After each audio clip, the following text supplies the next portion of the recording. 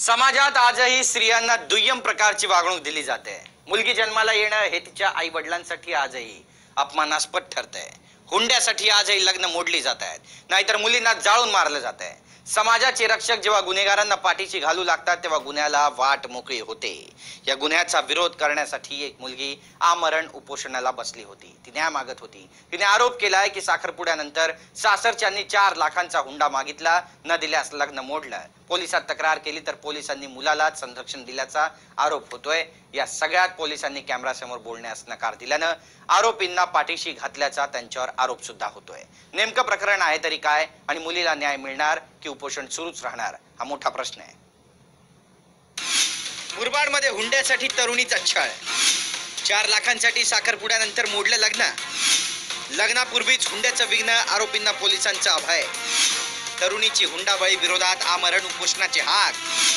कोण घेणार दखल, मिळणार का तरुणीला न्याय? दृश्यात दिसणारी ही आहे कविता दामोदर फरडे। कवितानं हुंडाबळी विरोधात आमरण उपोषणाचं हत्यार उपसलं। तिच्या सोबत झालेल्या अन्यायाला तिने वाचा फोडली। तिने आरोप केलाय की पेशाने शिक्षक असलेल्या प्रवीण बाळकृष्ण हरडेनं तिची घोर फसवणूक केली, लग्नाची मागणी घातली, साखरपुडा केला आणि यानंतर सरड्यासारखा रंग बदलला। लग्नापूर्वी 4 लाख हुंडा मागितला। कविताने MA आणि DED केलंय। हुंड्यासाठी तिचा आधीपासूनच नकार होता, तरीही आरोपीनं मागणी घातली। मात्र लग्नापूर्वीच आरोपीची नियत फिरली आणि त्याने हुंड्याची 1.25 मागणी केली। यानंतर लग्न मोडलं। ऐका कविताचे हे आरोप।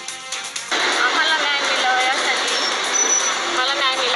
मी उपोषणाला बसले आणि वेगळे साहेब आणि त्यांचे ते रायटर अजित आहेत, त्यांनी याच्यावर अन्याय केले, त्यांच्यावर कारवाई व्हावी, त्यांना निलंबित करण्यात यावे यासाठी मी हा उपोषण करत आहे। आरोपी मुलगा प्रवीण हा विरारमध्ये शाळेत शिक्षक आहे। या दोघांचा साखरपुडा थाटामाटात पार पडला होता। हजारोंच्या साक्षीनं दोघांनी एकमेकांना स्वीकारलं, देवदर्शनही केलं।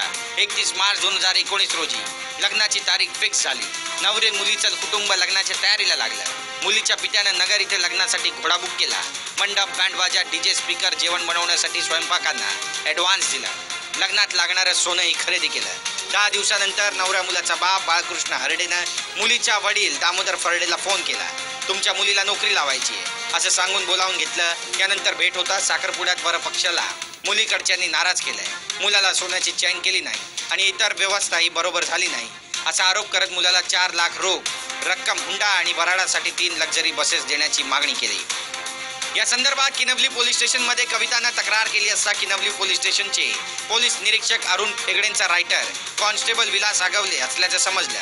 विलास आगवले हा मुलगा प्रवीण हरडेचा नातेवाईक निघाला, त्यामुळे पोलिसांनी तक्रार घेण्यास टाळाटाळ केल्याचा आरोप होतोय। उलट पोलिसच कविताच्या वडिलांना खोट्या केसमध्ये अडकवण्याची धमकी देत असल्याचाही आरोप होतोय। किनवली पोलिसांनी अन्याय केला आणि तक्रार घेण्यास टाळाटाळ केल्यानं अखेर कवितानं पोलीस निरीक्षक अरुण फेगडे आणि पोलीस कॉन्स्टेबल विलास आगिवले विरोधात कारवाईसाठी किनवली पोलीस स्टेशन समोर उपोषणाला सुरुवात केली। पत्रकारांनी यानंतर नवऱ्याला विचारणा केली, तेव्हा तो काय म्हणाला ते ऐका। दबाव वाढल्यानं आणि प्रतिमा मलिन झाल्यानं अखेर उपविभागीय अधिकारी दिलीप सावंत यांना जाग आली। त्यांनी गुन्हा घेण्यास टाळाटाळ करणाऱ्या पोलीस अधिकाऱ्यांची कसून चौकशीचे आदेश दिले। 8 दिवसानंतर 6 जणांवर गुन्हा दाखल झालाय। आरोपींना अटक ही अटळ आहे। कवितानेही उपोषण मागे घेतलंय।